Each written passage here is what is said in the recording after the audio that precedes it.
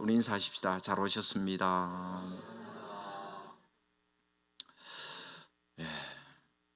사람들은 대부분 꿈이 있고 비전이 있습니다. 아무런 꿈도 없고 비전도 없이 그렇게 사는 사람은 많지를 않습니다. 자기 인생 전체에 대한 꿈이나 비전도 있겠지만 또 새롭게 어떤 일을 시작하면서 가지는 꿈과 비전도 있습니다. 그리고 또 어떤 일을 할 때도 분명한 목적과 목표를 가지고 그것을 이루기 위해서 노력합니다. 잘 아시는 대로 바울에게도 분명한 목표가 있었습니다. 그것을 오늘 말씀에서는 표대라고 부르고 있습니다. 그리고 그 표대를 향해서 달려간다, 그렇게 고백합니다. 바울은 빌립보서 3장 앞부분에서 빌립보 교회 성도들에게 율법주의자들을 조심해라, 그렇게 경고했습니다. 여러분, 율법주의자들이 어떤 자들입니까? 율법을 지킴으로 하나님의 의를 이룰 수 있다고 생각하는 자들이에요. 자기들의 수고와 공로로 구원받을 수 있다고 주장하면서 하나님의 백성들을 미혹했습니다. 그러나 구원은 인간의 노력으로 받을 수 있는 것이 아닙니다. 인간의 그 어떤 공로로도 하나님의 의를 이룰 수는 없습니다. 진정한 의는 예수님께서 십자가에 죽으심으로 완성하셨습니다. 예수님 자신이 의가 되셨습니다. 하나님이 그 의를 우리에게 주셨습니다. 아무런 대가 없이 그저 선물로 주셨다는 거예요. 이 세상에서 우리 인간들이 추구하고 원하는 것을 얻기 위해서는 많은 수고와 노력이 필요합니다. 가령 열심히 공부해야 좋은 대학에도 들어가고 또 박사학위도 받을 수 있고 그렇잖아요. 또 조그마한 다이아몬드 하나를 얻기 위해서 산을 파헤치고 좋은 진주를 얻기 위해서 목숨을 걸고 깊은 바다에 들어갑니다. 이처럼 수고하고 애쓰는 자에게 좋은 것이 주어지는 것, 그것이 세상의 법칙이에요. 그러나 정말 가치 있는 것들, 우리 삶에 꼭 필요하고 없어서는 안 될 정말 목숨같이 소중한 것들, 그런 것들은 모두 값없이 주셨습니다. 천하보다 귀한 우리의 생명, 하나님께서 값없이 주셨습니다. 숨을 쉬는데 필요한 공기, 여러분 돈 내고 공기 마십니까? 다 값없이 주셨어요. 그리고 영원한 생명까지, 그런 것들 모두 다 값없이 우리에게 주셨습니다. 그런 것들은 너무나 귀한 것들이기 때문에 인간의 힘으로는 도저히 가질 수 없는 것들이었습니다. 그래서 하나님께서는 우리에게 거저 주셨고 예수 그리스도께서 십자가에 죽으심으로 이루신 의까지 우리에게 거저 선물로 주셨습니다. 그것을 선물로 받은 사람은 하나님의 의를 이루기 위한 자신의 수고와 노력이 얼마나 무가치한 것인가를 알게 되고, 자기가 의지하고 자기가 자랑하던 모든 것이 얼마나 무익한 것인가를 알게 됩니다. 사도 바울도 그 진리를 깨달았기 때문에 자신이 과거에 자랑하고 추구했던 모든 것들, 그것을 다 해로 여기고 배설물로 여긴다고 했습니다. 이처럼 우리의 구원을 이루기 위해서 우리가 할 수 있는 일은 아무것도 없습니다. 하나님께서 거저 주시는 구원의 은혜를 받기만 하면 됩니다. 그러나 우리가 구원받기 위해서 할 일은 아무것도 없지만 구원받은 우리에게 하나님이 요구하시는 것은 있습니다.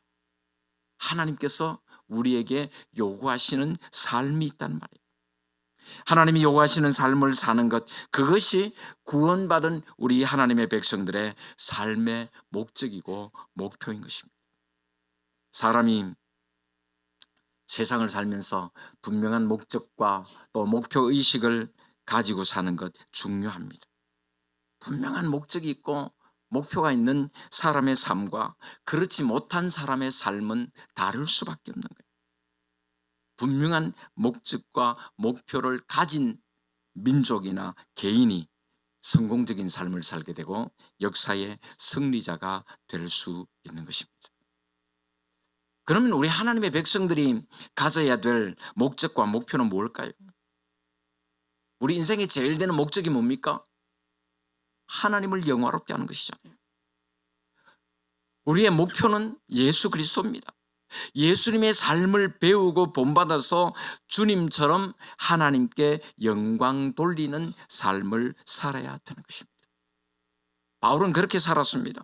바울은 분명한 목적과 목표 의식을 갖고 살았습니다. 바울의 생애 목적이 무엇이었습니까? 바울의 생애 목적은 예수 그리스도를 존귀하게 하고 예수 그리스도의 이름을 더 높이는 것이었습니다. 그 일을 위해서 자신은 쇠사슬에 매인 죄인이 되었지만은 예수 그리스도의 복음이 전파되는 것으로 기뻐했던 사도였습니다.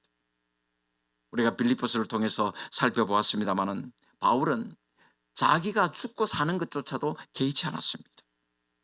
어떻게 하면 예수 그리스도가 높아지고 예수 그리스도가 존귀하게 될 수 있을까? 어떻게 해서든지 예수님의 이름을 높이고 하나님께 영광 돌려드리는 것, 그것이 사도 바울의 생애의 의미이자 목적이었습니다. 그리고 바울에게는 인생의 목표가 있었습니다. 오늘 말씀 14절에 보니까 표대를 향하여, 표대를 향하여. 그 표대가 바로 사도 바울의 생애의 목표이고 삶의 방향이었습니다. 바울에게 있어서 표대는 예수 그리스도였습니다. 예수 그리스도를 바라보고 예수 그리스도를 배우고 예수 그리스도를 닮아가는 것, 예수님처럼 사는 것, 그것이 바울의 삶의 목표였습니다.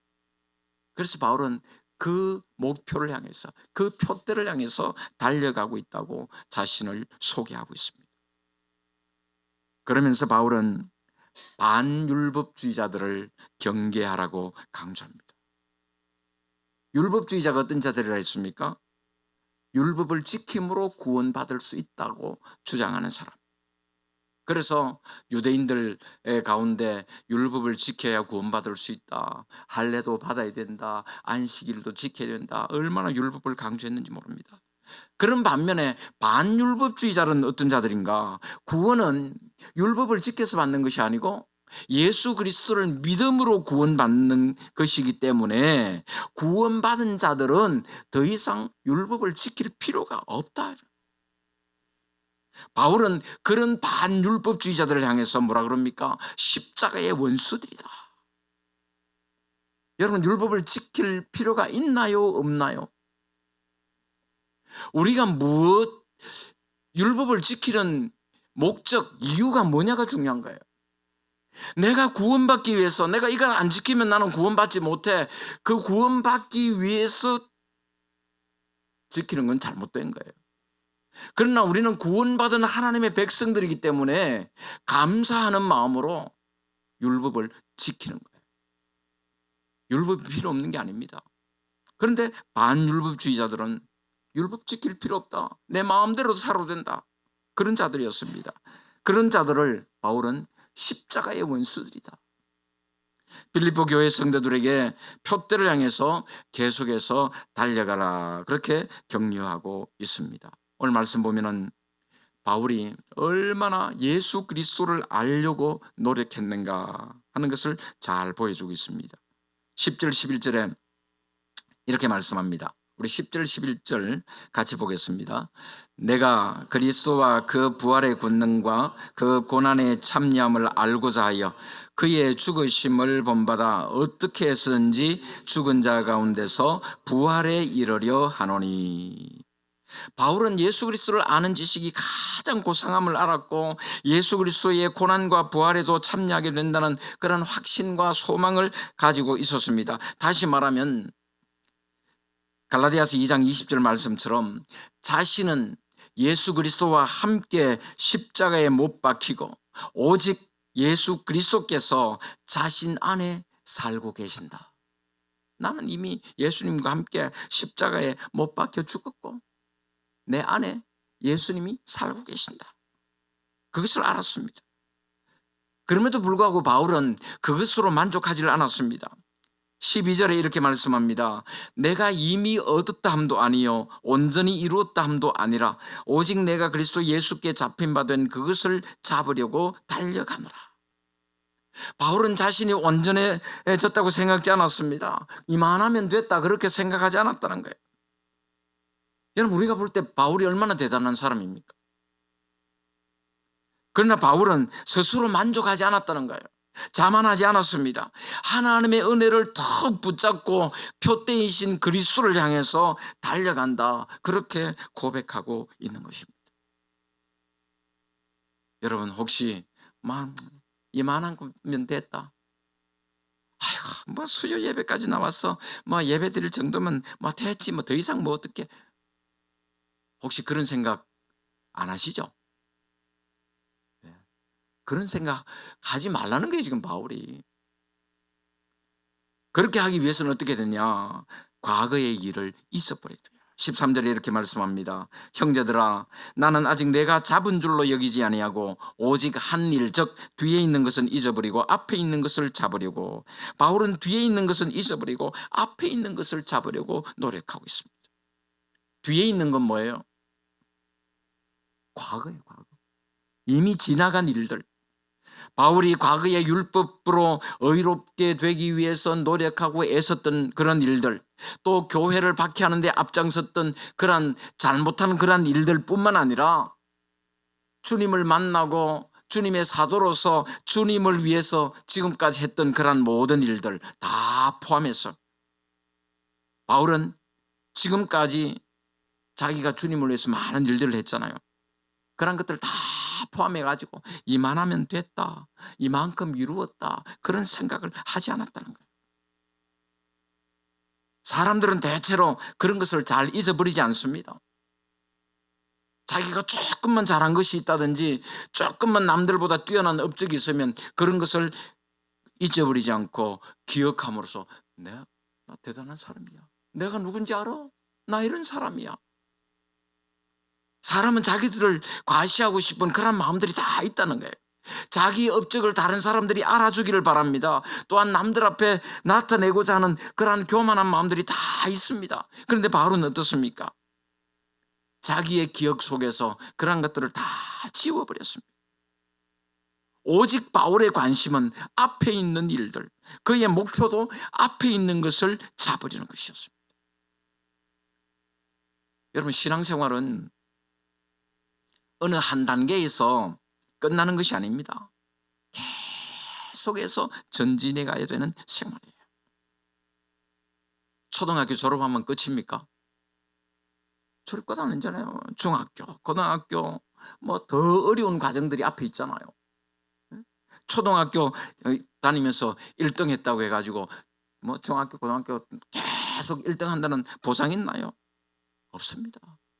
과거에 우리가 승리하는 삶을 살았다고 하더라도 오늘 승리한다는 보장이 없다는 거예요. 오늘 실패할 수 있다는 거예요. 지금 넘어질 수 있다는 거예요. 그 사실을 우리가 기억해야 되는 겁니다. 그래서 오늘 내가 가야 될 자리, 오늘 내가 도달해야 될 그 수준까지 우리의 신앙이 자라지 못했다고 한다면은 과거에 우리가 경험했던 신령한 체험들, 자기가 주님을 위해서 열심히 수고하고 섬겼던 일들, 그러한 것들이 결코 우리의 자랑이 될 수는 없는 거예요. 여러분 한번 생각해 보세요. 막 대학교도 못 가갖고, 요즘 대학 못 가는 사람은 없죠, 그죠? 어떤 대학 가는 데가 중요한데, 대학도 못 가가지고 예를 들어 막 빌빌거리고 있는 거야. 막 재수 삼수하고 막. 그러면서 나 초등학교 때 올수 받았거든. 초등학교 때는 우리 반에서 1등 했거든. 그런 사람이 있으면 그거는 좀 맞아야 돼. 여러분, 지금 자기 수준이 자기가 정말 있어야 될 그 자리에 있지 못하면서 과거에 그게 무슨 소용이 있냐고요. 우리가 신앙생활 하면서도 그래요. 왕년에 이야기하는 사람들은 나 왕년에 나도 기도 열심히 했는데, 왕년에 나는 또 뭐 어쨌는데, 왕년에 내가 교회를 위해서 내가 막 이렇게 수고하고 애썼는데, 지난 그 문제가 있는 사람이에요. 지금 내가 있어야 될 그 자리, 거기에 있어야 된다는 거예요. 그렇기 때문에 뒤에 있는 것은 잊어버려야 됩니다. 지난날의 일들은 잊어버려야 됩니다. 내가 지금까지 겪어왔던 과정, 내가 지금 도달해 있는 수준은 보다 차원 높은 신앙을 소유하기 위한 하나의 디딤돌이지 그것이 끝은 아니라는 거예요. 다시 말하면 우리는 지금 우리 신앙의 계단의 중간에 서 있는 거예요. 이 자리가 끝이 아닙니다. 이 자리 왜 서 있는 거예요? 그 위에 계단 올라가려고 서 있는 거예요. 그래서 내가 지금 신앙생활 한 지가 10년이 됐다, 20년이 됐다, 모태신앙이다, 그게 중요한 것이 아니고 정말 내가 어느 자리에 있어야 되는지, 내가 도달해야 될 그 자리에 있어야 되고 또 보다 더 높은 자리를 우리가 소망하면서 바라보고 가야 된다. 지금 바울이 말하는 게 그겁니다. 바울만큼 주님을 위해서 수고하고 주님의 복음을 위해서 애썼던 사람 누가 있습니까? 바울만큼 주님 위해서 고난만 많이 받은 사람 누가 있습니까? 바울만큼 복음에 대한 업적을 많이 남긴 사람 누가 있어요? 그럼에도 불구하고 바울은 나 이만큼 해서 그거 이야기 안 합니다. 지금 앞으로 자기가 해야 될 그 일들을 바라보고 있는 거예요. 다시 말하면 자신이 주님의 복음을 위해서 했던 모든 일들, 주님 때문에 당했던 모든 고생들 다 잊어버리고 오직 앞에 있는 것만 보고 달려간다고 말하고 있는 것입니다. 그러면 바울의 앞에 있는 것은 뭡니까? 14절 말씀에 같이 보겠습니다. 표대를 향하여 그리스도 예수 안에서 하나님이 위에서 부르신 부름의 상을 위하여 달려가노라. 바울의 표대는 예수님이었습니다. 예수 그리스도를 바라보고 예수 그리스도를 배우고 예수 그리스도를 알고 예수 그리스도를 닮아가는 것, 그것이 바울의 목표였습니다. 그렇게 예수님을 배우고 닮아갔던 바울, 고린도전서 11장 1절에 보니까 내가 그리스도를 본받는 자가 된 것 같이 너희는 나를 본받으라, 그렇게 말할 수 있었던 거예요. 뿐만 아니라 바울은 상까지 바라보았습니다. 하나님은 우리를 부르셨을 뿐만 아니라 우리에게 상까지 약속하셨어요. 우리는 상을 바라보고 달려야 돼요. 우리의 목표는 구원이 아닙니다. 우리의 목표는 구원 아니에요. 우리는 상을 바라보고 달려야 돼요. 구원은 이미 보장되어 있는 거예요. 우리가 예수 믿고 예수님을 나의 구주로 영접하는 그 순간에 이미 우리는 구원받았습니다. 구원은 보장되어 있습니다. 우리는 구원받기 위해서 신앙생활하는 게 아닙니다. 뭐 받기 위해서? 상 받기 위해서. 아이고, 막 구원해 주신 것만 해도 어딘데, 그냥 천국 가는 것만 해도 어디야. 아이고, 뭔 감생신 뭐 상까지 바래. 난 괜찮아. 뭐 그런 분들은 뭐 알아서 그냥 대충 사셔도 돼요. 그러나 하나님이 우리에게 원하시는 것은 상을 바라보고 달리라는 거예요. 우리를 위해서 준비하신 면류관을 받기 위해서 오늘도 우리에게 주어진 신앙의 경주를 달려가야 되는 것입니다. 그래서 기독교 신앙은요, 앞만 바라보고 가는 신앙, 십자가만 바라보고 가는 신앙, 부름의 상을 위하여 달려가는 신앙. 경주하는 자들은 오직 하나의 목표, 그렇죠? 상을 받기 위해서 달리는 일이죠. 앞만 보고 달려야 돼요. 네?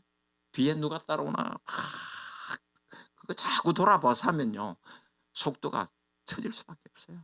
뒤에 따라오든가 말든가 그냥 내 목표만 바라보고 달려가면 되는 거예요. 우리 신앙의 경주자들도 우리의 표대가 되시는 예수 그리스도를 바라보고 하나님이 위에서 부르신 부름의 상을 위하여 달려가는 일에 집착해야 되는 줄로 믿습니다.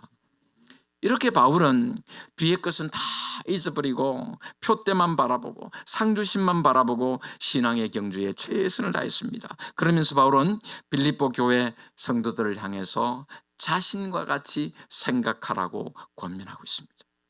15절 16절 우리 같이 보겠습니다. 그러므로 누구든지 우리 온전히 이룬 자들은 이렇게 생각할지니 만일 어떤 일에 너희가 달리 생각하면 하나님이 이것도 너희에게 나타내시리라. 오직 우리가 어디까지 이르렀든지 그대로 행할 것이라. 12절에서 바울이 뭐라 그랬습니까? 자신은 온전히 이루었다고 생각지 않는다 그랬죠. 온전히 이루기 위해서 달려간다 그랬습니다. 그런데 15절에서는 뭐라고 말합니까? 우리 온전히 이룬 자들은, 바울은 지금까지 자기는 온전하지 않다고 온전함을 추구한다고 그렇게 말해놓고는 이제 와가지고는 온전한 자들이라고 말하고 우리라고 말해서 거기에 자기까지 포함시키고 있는 거예요. 바울이 온전하다는 말입니까? 온전하지 않다는 말이에요? 모르겠죠. 나도 모르겠어요. 여러분, 이런 못쓴된 말을 어떻게 이해해야 됩니까? 바울이 온전하다는 말인지 온전하지 않다는 말인지. 그런데 온전하다고 하는 말은 완전하다는 말이 아닙니다. 성경에서 온전하다는 말 나오면은 대체로 그는 성숙했다, 그런 의미로 이해를 하시면 됩니다. 그럼 무슨 말인가? 쉽게 말씀드릴게요. 갓난아기들, 어린애기들, 그 사람이에요, 사람 아니에요? 갓난아기들 사람이에요, 사람 아니에요? 사람 맞아요? 근데 왜 아이고 저거 언제 커서 사람 되겠노? 사람이란 말이에요, 사람 아니란 말이에요? 이해가 되십니까? 이제 무슨 말인지? 그러니까 사람이지만은 사람 구실을 하려면은 성숙해야죠. 자라가야죠. 마찬가지예요. 우리가 하나님의 사람으로 온전하다 이 말은 온전한 하나님의 사람임에도 불구하고 더 온전한 사람, 더 성숙한 신앙인이 되기 위해서 더 성숙하고 더 자라가야 된다, 그런 말씀이에요. 그리고 성도들 개개인이 도달한 신앙 그 수준에 맞게 행할 것을 권면하고 있습니다. 우리 흔히 하는 말로 교회 다닌 짬밥 있잖아요. 네? 짬밥 얼마나 되셨어요? 모태신앙이신 분들은 60년, 70년 되신 분들도 아마 계실 거고, 그죠? 늦게 믿으신 분들은 얼마 안 될 수도 있겠습니다만. 그런데 중요한 건 뭡니까? 내 신앙의 연수만큼, 내가 교회에서 받은 그 직분만큼 내 영적인 수준에 따라서 신앙의 깊이나 차원이 달라야 된다. 아이고 내가 교회를 내가 몇 년 다녔는데 그것 자랑할 것이 아니라 내 지금 신앙의 수준이 어디쯤 있는지 그걸 자랑할 수 있어야 되는 거예요. 물론 그것도 자랑해서는 안 되겠지만. 그래서 바울이 하는 건 뭡니까? 다 뒤돌아보지 말고 앞만 보고 내가 지금 이 자리에 있는 거는 이 자리에 올라가기 위해서 있는 거예요. 더 높은 신앙으로 가기 위해서. 그래서 다 주님만 바라보고 그렇게 달려가야 된다 하는 것을 말하고 있습니다. 그리고 반율법주의자들의 행위를 배우지 말라고 권면합니다. 그러니까 믿음으로 구원받아 하나님의 백성 된 사람들은 마음대로 살아도 된다고 생각하는 그런 사람들의 삶을 배우지 말라는 거예요. 그 당시에 로마 시대에 보면 정치적으로는 로마 시대지만은 또 철학적으로는 거의 헬라 철학이 지배하던 그 시대였어요. 그 시대에 가장 중요한 두 개의 철학 학파가 있었거든요. 스토아 학파하고 에피쿠로스 학파인데, 근데 이 에피쿠로스 학파는 어떤 자들이냐? 육체의 쾌락을 추구하는 자들이에요.